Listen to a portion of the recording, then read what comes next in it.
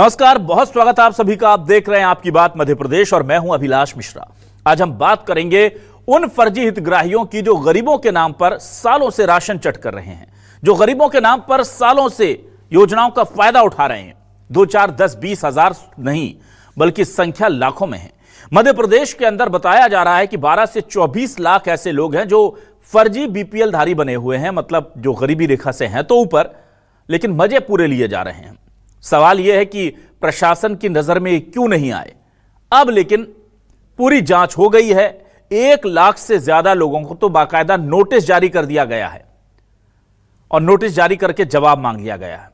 इन लोगों ने एक तरफ बीपीएल यानी कि गरीबी रेखा के नीचे के राशन भी खाया और दूसरी तरफ इनकम टैक्स भी चुकाया। अब आप समझ सकते हैं इनकम टैक्स चुकाने वाला गरीब कैसे हो सकता है, लेकिन ये गरीब भी हैं और इनकम टैक्स भी चुका रहे हैं। देश की योगदान में, विकास में अपना योगदान भी दे रहे हैं और गरीबों का अनाज भी खा रहे हैं।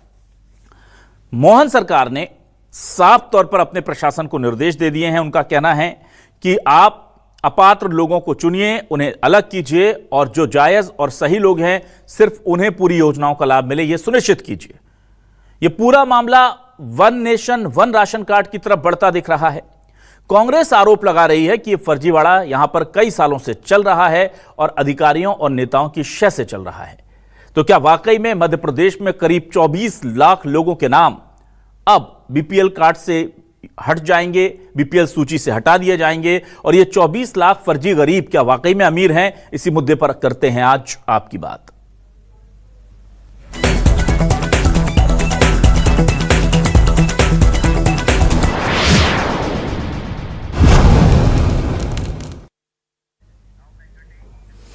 और आइए सबसे पहले सुनते हैं इस पूरे मामले को लेकर कांग्रेस का क्या आरोप है और बीजेपी किस तरह से पलटवार कर रही है।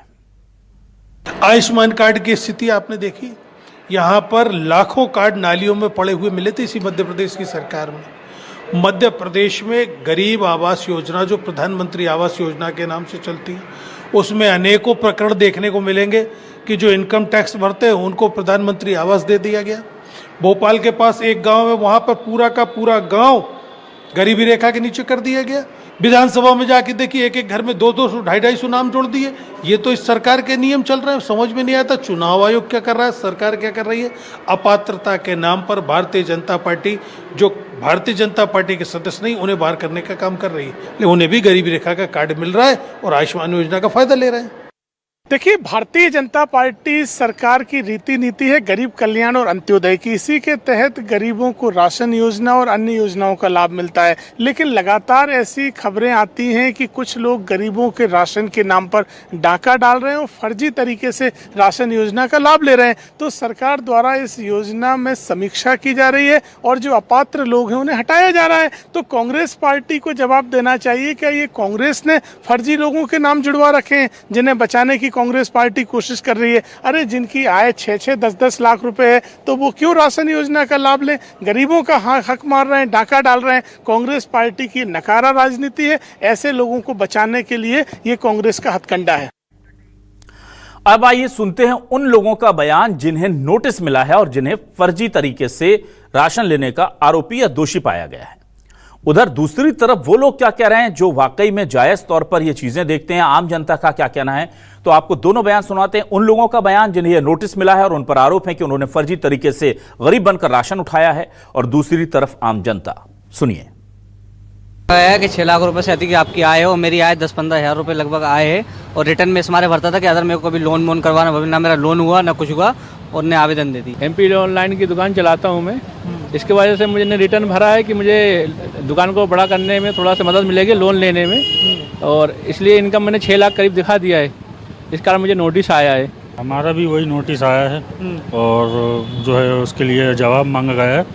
तो जब हम तो उसे लोन लेने के लिए जो है लिया था उसको। सरकार ने जो भी कदम उठाया है या जो भी कलेक्टर ने ये कदम उठाया बहुत अच्छा है। और आप देखो, जो गरीबों को वाकई में जो राशन मिलना चाहिए उनको तो राशन नहीं मिल रहा, उन्हें फर्जी बनवा लिए। अगर सरकार ने ऐसा ये कदम उठाया बहुत अच्छा है और ऐसे उठाने चाहिए। अपनी गवर्नमेंट में रुचि नहीं है, नहीं अगर चेकिंग करना चाहिए, हर घर जाके चेक करना चाहिए कि हकीकत में गरीब हैं या नहीं है।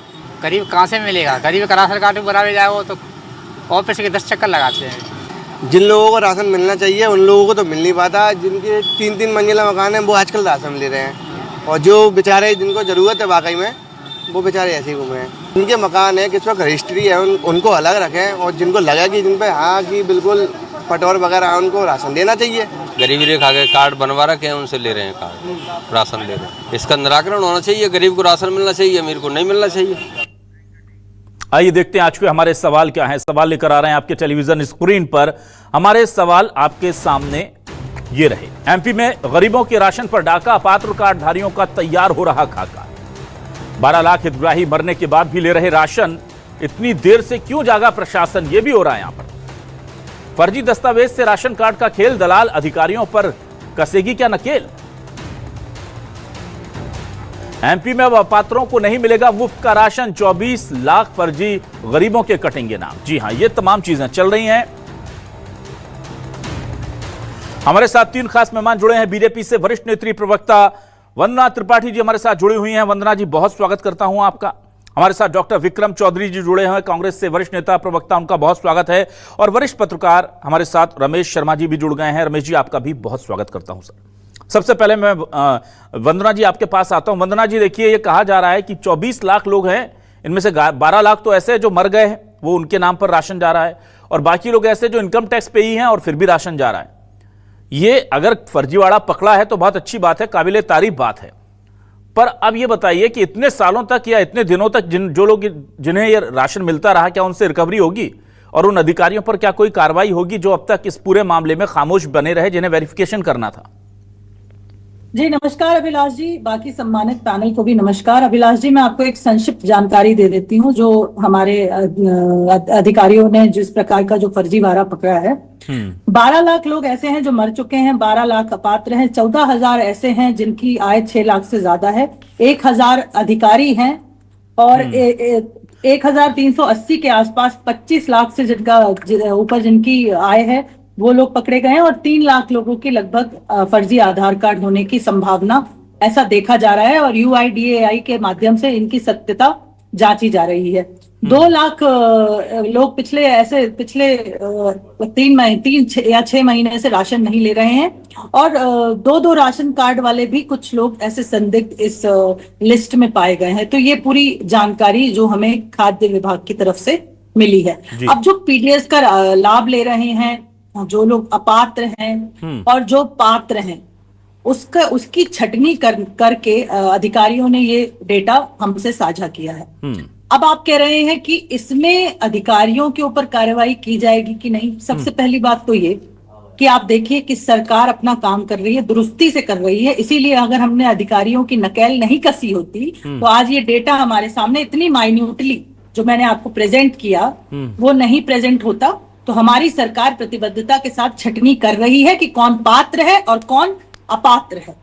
दूसरी चीज ये, अगर इसमें कोई अधिकारी लिप्त पाया जाता है और अधिकारियों की अगर लापरवाही की वजह से ये हुआ है तो अवश्य उन पर नकेल तो कसी गई है, उन पर कार्रवाई भी की जाएगी, क्योंकि गरीब का राशन, भारतीय जनता पार्टी ने सदैव अंत्योदय की बात की है, अंतिम पंक्ति के व्यक्ति के विकास की बात की है, और हम ये जो योजनाएं चला रहे हैं ये इसलिए चला रहे हैं कि गरीब लोगों को लाभ मिले। इसलिए नहीं चला रहे हैं कि जो बड़े बड़े बंगलों में रहते हैं, जो बड़े बड़े अधिकारी हैं, वो देखिए आप 1,000 अधिकारियों के नाम इसमें आ रहे हैं। तो ये सारी चीजें हैं अभिलाष जी, और ये सामने आया है, और ये जो डेटा सामने आया है, आपको क्या लगता है, आपको नहीं लगता कि इस पर हम इस पर कार्रवाई करेंगे, कठोर कार्रवाई करेंगे, और जो जो इसमें लिप्त पाया जाएगा उसे कठोर से कठोर दंड दिया जाएगा। ये कोई छोटी मोटी बात नहीं है। अगर किसी के हाथ की रोटी तुम छीन रहे हो और अपने घर में, जो तुम्हारे घर में पूरा भंडार भरा है, और उसके बाद तुम गरीबों का राशन खा रहे हो, तो तुम्हें बख्शा नहीं जाएगा। ऐसा जो भी व्यक्ति इसमें लिप्त पाया जाएगा, सबके ऊपर कार्रवाई की जाएगी। ठीक है वंदना जी।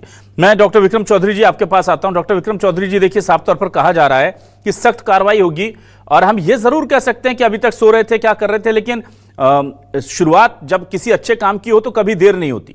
तो क्या आप इसे इस तरह से लेंगे, या विपक्ष का धर्म निभाते हुए तमाम आरोपों से नेस्तो नाबूद करने की कोशिश करेंगे सत्ता पक्ष की दलीलों को? जो वंदना जी कह रही थी, तो जो आरोप या जो तथ्य वो गिना रही थी, मुझे ऐसा लग रहा था कि कोई कांग्रेस का जो प्रवक्ता है वो भाजपा पर आरोप लगा रहा है। अब मुझे कहने के लिए कुछ बाकी ही नहीं छोड़ा, उन्होंने खुद बता दिया कि हमारी सरकार थोड़ी चल रही है, हमारा तो सर्कस चल रहा है। वो सर्कस में क्या क्या कलाबाजियां हो रही हैं ये उन्होंने खुद गिना दिया है। आप मुझे बताइए, आप विपक्ष का हम क्या धर्म निभाएं? हम तो ये पूछ रहे हैं कि न्याय प्रक्रिया होती क्या है इस सरकार में? न्याय जैसा तो कुछ है नहीं, जिम्मेदारी जैसा कुछ है नहीं, नैतिकता जैसा कुछ है नहीं। मुझे आप बताइए, अभी जैसे आपने जीएसटी का मसला था, भाई अनोखे लाल जी आए, उन्होंने कहा कि साहब मैं छूट दे दी, छूट दे। अभी तक कौन लूट रहा था? तो यहाँ इनकी सरकार में जितने चौकीदार हैं वो सभी चोर हैं, हमारा ये कहना है। आपने कहा कि चलिए अच्छी बात है वो बाहर आ गई, हम भी कहते हैं अच्छी बात है वो बाहर आ गई। तो न्याय क्या कहता है? न्याय ये थोड़ी कहता है कि आपने यदि जुर्म को उजागर कर दिया है तो उसकी आप बधाइयां स्वीकार करने लग जाओ, जैसे मोदी जी कल से बधाई स्वीकार कर रहे हैं। न्याय ये कहता है कि यदि किसी भी कारणवश जुर्म या जो अनियमितता है, भ्रष्टाचार है, यदि उसकी पोल खुलती, वो उजागर होता है, तो वो तो तभी से जुर्म माना जाएगा जब से वो घटित हो रहा है। तो अब मुझे बताइए कि 20 साल से इनकी सरकार है, कि ये जो हाल है, सिर्फ मेरी आवाज आ रही सर? जी मैं सुन पा रहा हूं आपको। हाँ, मैं कह रहा हूं 20 साल से इनकी ये जो सरकार है, ये सिर्फ इसी में नहीं हो रहा है। अभी ब्यावरा में जो है पीडीएस की राशन की दुकानों में बड़े बम्पर घोटाले हुए। ये जो है ये चूक नहीं है, ये अवसर है, ये अवसर का फायदा उठाने वाले लोग हैं, इसमें कोई अनियमितता नहीं है। ठीक, ऐसा ही हाल आप जाके देखेंगे जो नगर पालिकाएं हैं उनमें जो दैनिक वेतन भोगी लगे हैं वो लगभग भाजपा के नेता है, सारे दैनिक वेतन भोगी, और उसमें 30 से 40% दैनिक वेतन भोगी काम करने ही नहीं जाते, सिर्फ तनख्वाह लेते हैं। ठीक है, मैं ऐसे कई लोगों के नाम गिना दूंगा जो रसूखदार है। वहीं शिक्षा मंत्री ने खुद स्वीकार किया था कि लगभग 500 ऐसे शिक्षकों को मैं व्यक्तिगत तौर पे जानता हूं जो पढ़ाने नहीं जाते हैं, उन्होंने भाड़े के कर्मचारी वहां 3-3, 4-4 हजार में वहां रख लिए हैं। ठीक है, ये स्वीकारोक्ति जो है शिक्षा मंत्री की है। अब मुझे आपसे पूछने दीजिए, क्या उन शिक्षा मंत्री ने उन 100 लोगों को बर्खास्त किया, टर्मिनेट किया? ठीक है, नहीं किया। ठीक है, तो मैं आपसे पुनः ये कह रहा हूं कि ये सरकार नहीं चल रही, सर्कस चल रहा है, यहाँ सारे चौकीदार चोर हैं, और ये कोई अनियमितता नहीं है, ये इनकी भ्रष्टाचार करने का मोडस ऑपरेंडी है। ये ऐसे ही भ्रष्टाचार करते हैं। ठीक है विक्रम जी, और मैं आपसे दावे के साथ कह रहा हूं, आज का तिथि और समय नोट कर लीजिए, एक भी आदमी के ऊपर कार्रवाई नहीं होंगी, क्योंकि शरीके जुर्म ऊपर से नीचे तक सभी हैं। ठीक है, रमेश जी आपके पास आता हूं, वंदना जाऊंगा आपके पास, रमेश जी को इंट्रोड्यूस कर लेता हूं। रमेश जी, ये जो बड़ा एक आंकड़ा निकल करके आया, 25 लाख लोग अपात्र, 1000 से ज्यादा तो अधिकारी हैं। अब अधिकारी तो ये भी नहीं कह सकते कि हमें जानकारी नहीं है, लेकिन मुझे बताइए, क्या विक्रम चौधरी जी जो कह रहे हैं कि ये पूरा मोडस ऑपरेंडी है और नीचे से लेकर ऊपर तक सभी शरीके जुर्म है, या जो वंदना जी कह रही हैं वो बात ठीक है कि गड़बड़ियां हैं, हम मानते हैं, हमने पकड़ा है और हम उन पर कार्रवाई करेंगे? किस तरह से देखें इसे? देखिए, मोटे तौर पर इसमें तो कोई शक नहीं कि ये गड़बड़ियां हैं, और ये गड़बड़ियां कहीं ना कहीं निचले स्तर पर इस तरह की गड़बड़ियां होती हैं। वो सरकारें भाजपा की हो कि कांग्रेस की हो, वो 30-32 मंत्रियों के बदलने से प्रशासन तंत्र का जो सिस्टम है वो सिस्टम नहीं बदलता, वो अंग्रेजों का सिस्टम है जो कदाचार के आधार पर चलता है। तो कुल मिलाकर के ये सिस्टम बकायदा चला हुआ है, और देर से आए दुरुस्त आए। मैं तो फिर इस मामले में भी सरकार की प्रशंसा करूंगा कि अभी उन्होंने सूची निकाली है, अभी उन्होंने लोगों को, अपात्र लोगों को बाहर नहीं किया, अभी उन्होंने केवल ये नाम सामने आए हैं, फिगर सामने आए हैं। तो कुल मिलाकर के सबसे पहले तो वो इस बात पर कार्रवाई करें और सूची को ठीक करके उस सारे लोगों को बाहर करें, और फिर उसके दूसरे चरण पर इस बात को भी देखें कि कौन लोग हैं, किनके कारण इस तरह के फर्जी लोग इसमें शामिल हुए हैं, तो ये हटाना चाहिए। अभिलाष जी, इसके अलावा मेरी व्यक्तिगत राय तो इससे और अलग है, इससे अलग हटके है। मेरी व्यक्तिगत राय तो यह है कि इस तरह का फ्री राशन टोटल बंद होना चाहिए। आप कल्पना कर सकते हैं, चींटी से लेकर हाथी तक कितने प्राणी हैं, मनुष्य की संख्या उसमें दशमलव के बाद 9, 0 और 1 इतना कम है। हम जहाँ रहते हैं कितनी मक्खी हैं, कितने मच्छर हैं, कितनी चींटी हैं। चींटी से लेकर हाथी तक सारे प्राणी अपना भोजन का प्रबंध कर लेते हैं, रहने के लिए जगह ढूंढ लेते हैं, स्वयं जोड़ा बना लेते हैं और संतान को उत्पन्न करके उसको खाना जुटाने के लायक बना देते हैं। अब इन कामों के लिए अगर मनुष्य भी सरकार के भरोसे बैठा रहेगा तो मुझे बताइए, फिर वो तो मनुष्य होने पर ही प्रश्न चिन्ह है। ये मेरी व्यक्तिगत राय है, लेकिन फिर भी सरकार जिनको दे रही है पात्र लोगों को ही दे, अपात्र लोगों के नाम हटना चाहिए। और अगर सरकार ने अपात्र लोगों के नाम हटाने का सिलसिला शुरू किया है तो मैं समझता हूं, मैं फिर इसका स्वागत ही करूंगा। प्रथम चरण में सारे नाम हटें और द्वितीय चरण में सूची बनाने में कौन लोग जिम्मेदार हैं उन पर भी कार्रवाई होनी चाहिए। जी ठीक है। वंदना जी, आप विक्रम जी का जवाब दे दीजिए, फिर मैं आपसे अगला सवाल लेता हूं शॉर्ट में प्लीज। देखिए, ये कह रहे थे कि सरकार नहीं सर्कस चल रहा है और चौकीदार चौकन्ने नहीं है, चौकीदार चोर हैं। आपको एक बात बता दो विक्रम जी कि ये सरकार जितनी मुखरता के साथ अपनी बातें सामने पेश कर रही है और आप नैतिकता की बात करते हैं, नैतिकता के आधार पर ही मैंने ये डेटा आपके सामने पेश किया है। मैं चाहती तो इस डेटा को छुपा लेती, इस डेटा को मॉडिफाई कर देती, मैंने आपको एज इट इज डेटा बताया। दूसरी चीज ये आपने कहा चौकीदार चोर, चौकीदार चोर नहीं है, चौकीदार चौकन्ना है। और चौकीदार चौकन्ना है इसीलिए ये सूची हमारे सामने पड़ी हुई है। आंकड़ा 24 लाख हो गया है ना, इसलिए। एक मिनट, आपके समय में मैंने नहीं बोला था, कृपया बोलने दें। वरना अगर चौकीदार चौकन्ना नहीं होता तो आज 90% लोगों का केवाईसी का कार्य पूरा हो चुका है, बाकियों का हो रहा है। और ये लड़ाई पात्र और अपात्र की है, इसमें कुपात्र बीच में ना बोले। आप लोग कुपात्र हैं, आप बीच में ना बोले। ये सरकार का काम है, प्रशासन का काम है। और अगर प्रशासन गलत कर रहा है, सरकार उस पर कार्रवाई करेगा। और हमने देखिए अभिलाष जी नोटिस भेज दिए, आपने अभी सुनवाया, बाइट्स में कितने सारे लोगों ने बताया उन्हें नोटिस मिल चुका है, जिनने अपना टर्नओवर 6 लाख से ऊपर दिखाए, तो नोटिस भेजे जा चुके हैं और उस पर कार्य होना चालू हो गया है। पीडीएस का जो हमारा मध्य प्रदेश का सर्वर है, इसको केंद्र सरकार के सर्वर के साथ लिंक कर दिया गया है। बस वंदना जी, यही लाना चाह रहा था मैं डिबेट को। अब डिबेट की दूसरी दिशा की तरफ चलते हैं। ये कहा जा रहा है कि एमपी में और हर राज्य में ये बहुत दिनों से चल रहा था, आप उस ट्रैक पर आ गए जहां मैं लाना चाह रहा था। और ये सिर्फ इसलिए हो रहा है कि अब one nation one ration card की तरफ बढ़ना है, इसलिए थोड़ी सी सख्ती है, बाकी किसी को कोई तकलीफ थी नहीं। ये 25-50 लाख 60 लाख 70 लाख ये सब खाए पिए जा रहे थे। अब चूंकि मोदी जी की मॉनिटरिंग रहेगी तो दिक्कत हो जाएगी, फिर क्या जवाब देंगे कि भाई इतना गड़बड़ झाला है। तो ये जनता के भले के लिए नहीं, मोदी जी के हंटर के डर से ठीक किया गया है, क्योंकि one nation one ration card का मामला है। और आपने अब खुद ही कहा कि केंद्र के सर्वर से हमारे मध्य प्रदेश के सर्वर जोड़ लिया है, लिंक कर दिया है। जी बताइए।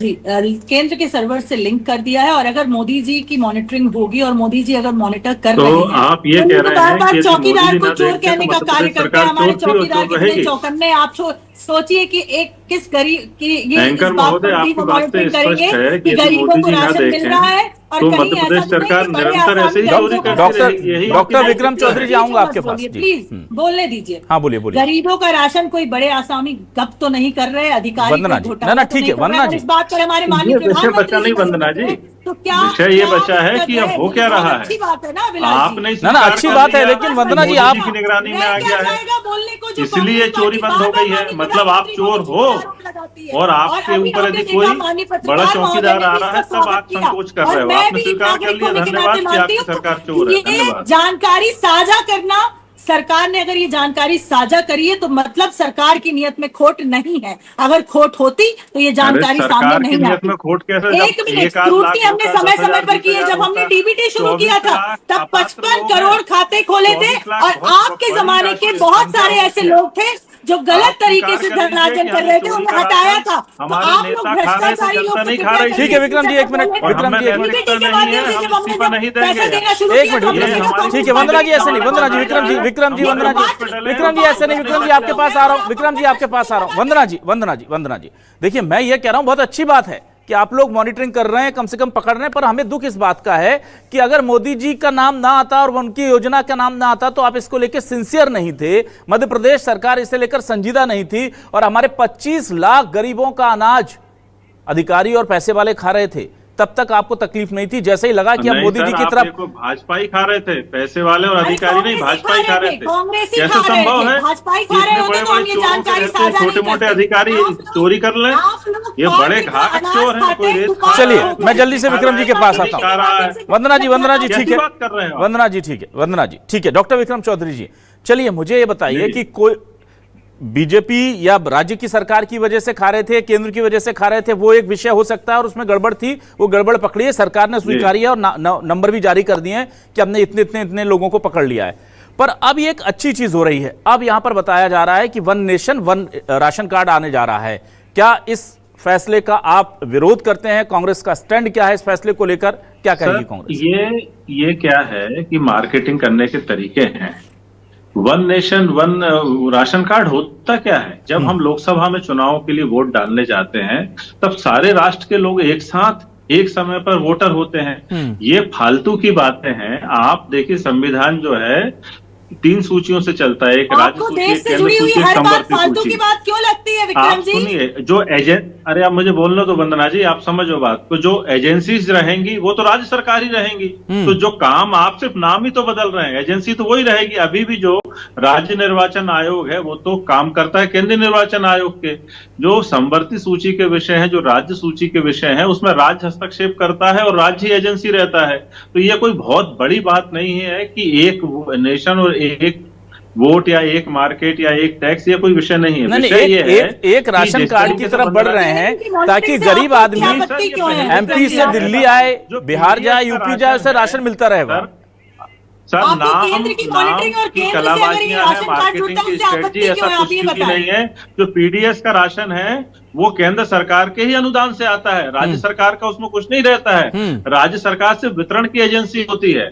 अभी भी जो पूरा जो पैसा है और अधिकतम जो राशि और सहयोग है वो केंद्र का ही है। तो अभी भी जो राशन कार्ड धारी हैं वो केंद्र से मान्यता प्राप्त होते हैं। ना जब ये उनको आप सवाल समझ नहीं पा रहे विक्रम जी, तब उतना विक्रम जी आप मेरा सवाल समझ लीजिए। ठीक है विक्रम जी, मेरा सवाल समझ लीजिए। मैं आपसे ये पूछ रहा हूं कि अभी अगर कोई मजदूर भाई मेरा मध्य प्रदेश का है और वो 6 महीने के लिए उसको काम मिल गया दिल्ली में, वो दिल्ली आ गया, तो अब या तो वो जाकर के मध्य प्रदेश में अपना राशन कार्ड कैंसिल कराए, यहां करके एप्लीकेशन दे, नया राशन कार्ड कराए, वहां से एनओसी लेकर के आए और यहां जमा करे, इतनी लंबी प्रोसेस करे। या अब चूंकि उसका आधार और सब कुछ वेरिफिकेशन हो जाएगा, देश में एक राशन कार्ड होगा, वो वहां से लेकर के आएगा, चेक किया जाएगा, वहां नहीं ले रहे हैं साहब, यहां ले रहे हैं, ठीक है आपको यहां से दे देते हैं, वहां पर आपके राशन कार्ड पे राशन नहीं है, आप यहां से ले लीजिए।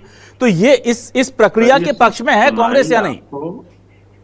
ये सुनाई अच्छा पड़ता है सर, लेकिन ये होगा, आप देखिए इसमें व्यवहारिक दिक्कत क्या है। यदि 100 लोग उस फलाने राशन केंद्र में चले गए तो उस सबको सपना आएगा कि 100 लोग अगले महीने मेरे यहाँ से राशन लेंगे। उसके पास उतना आवंटन तो होना चाहिए ना। ये सारी बातों का जवाब भी तो मिलना चाहिए हमको। तो उसी की प्रक्रिया तो हो रही है डॉक्टर विक्रम चौधरी जी। हैं उनका निराकरण तो प्रस्तुत किया जाए, फिर तो उस पर हम चर्चा करेंगे। सिर्फ मार्केटिंग करने के लिए, गाल बजाने आप के लिए सिद्धांत तय इसका विरोध करते हैं या समर्थन में? सर ये बता दीजिए मुझे।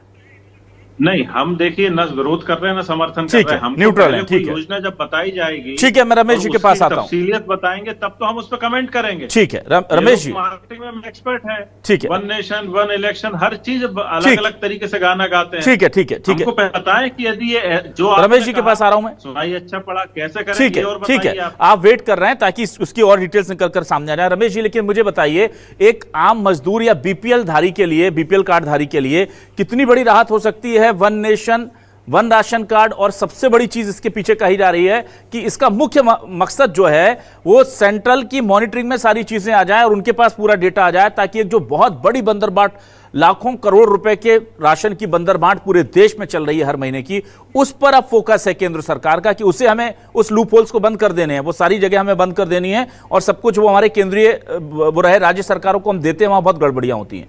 तो इसमें उद्देश्य क्या है और क्या आपको लगता है ये कामयाब होगा? देखिए, मोटे तौर पर ये जो one nation one ration card की योजना है ये वाकई बहुत अच्छी है और ये विसंगति कोरोना काल में सामने आई।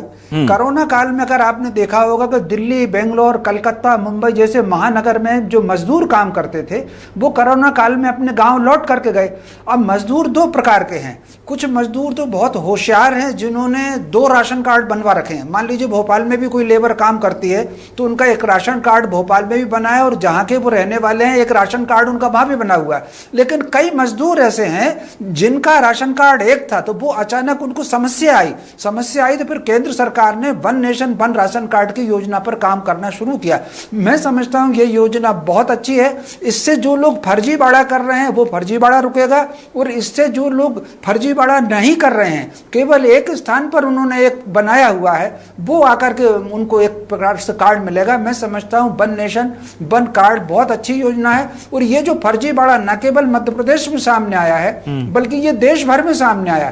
भोपाल के पास एक गांव है, यहाँ से 40 किलोमीटर, नलखेड़ा, वहां जितने निवासी हैं सबका कार्ड बना है, उसमें 6-7 इनकम टैक्स देते हैं, पूरा गांव गरीब है। मैं समझता हूं ये जो वन नेशन वन कार्ड आएगा जी, ये बहुत अच्छा है। इससे फर्जीवाड़ा रुकेगा, और जो जेन्युइन लोग हैं उनको समस्या नहीं आएगी। वो दिल्ली से अपने गांव जाएंगे तो राशन कार्ड मिलेगा, या मान ली कलकत्ते से अपने गांव जाएंगे तो राशन कार्ड मिलेगा। ये योजना बहुत अच्छी योजना है और इसका स्वागत होना ही चाहिए जी। ठीक है, तो कुल मिलाकर के देखिए अब एक बड़ी गड़बड़ी पकड़ाई है। दोनों पक्ष हैं। आप ये सोचकर दुखी हो सकते हैं कि इतने साल लाखों करोड़ों रुपए जो हैं सरकार के यानी आम जनता के, वो जाया हो गए, भ्रष्टाचारियों की जेब में चले गए, और बंगले और गाड़ी वालों के पेट में राशन गया है गरीबों का, उनके मुंह से निवाला छीन करके। इसलिए आप दुखी भी हो सकते हैं। खुश अगर आप होना चाहते हैं तो इस बात पर हो सकते हैं कि आगे से ऐसा नहीं होगा, और जिस तरफ सरकार, केंद्र सरकार इसे लेकर के जा रही है वो एक अच्छी योजना है। पर हाँ, ये बात जरूर है जो बार बार डॉक्टर विक्रम चौधरी जी कह रहे हैं कि सवाल बहुत सारे हैं, क्योंकि योजनाएं तो बहुत अच्छी इस देश में आती हैं, सारा मामला क्रियान्वयन का है, वो कितना अच्छा होगा इस पर सबकी निगाह रहेगी। बहुत शुक्रिया वंदना त्रिपाठी जी, डॉक्टर विक्रम चौधरी जी और रमेश शर्मा जी हमारे साथ जुड़ने के लिए, इस डिबेट का हिस्सा बनने के लिए तमाम दर्शकों का शुक्रिया। नमस्कार।